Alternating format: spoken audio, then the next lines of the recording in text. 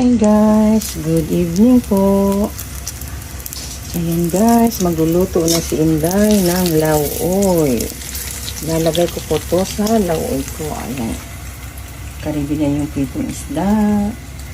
Ayan, kalabasa at okra at sitaw. At nakabili ako ng malunggay at patula. Ayan, may saluyot din. At alugbati at talong. Ayan ang labas. Kamatis, sibuyas at luya.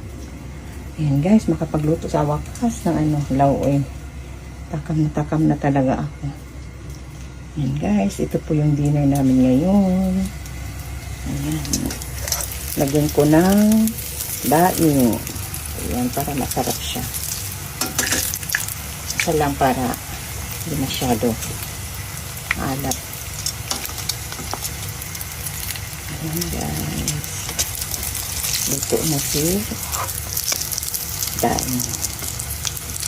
Isda sa bato po ito. Ayan, luto muna si Inday guys. Thanks for watching. Ayan na guys, paluto na ang aking lauoy. Dinding kong sa Tagalog. Ayan guys, luto na ang gulay.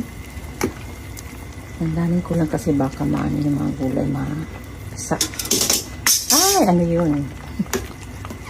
Ayan guys, may malunggay talaga siya. Ang dami kong nilagay. Ayan guys, ito yung hapunan namin. Hapon na tiguang. Ayan guys, ito ang sarap. Kahit bawal, kain. Minsan lang naman. Ayan yung isda ko. Ayan yung isda ko. Ayan guys. Isda tayo ngayon kasi bawal ng karne lagi. Ayan guys. Luto na si lauoy ko. Ito na yung hapunan ni hapon ko.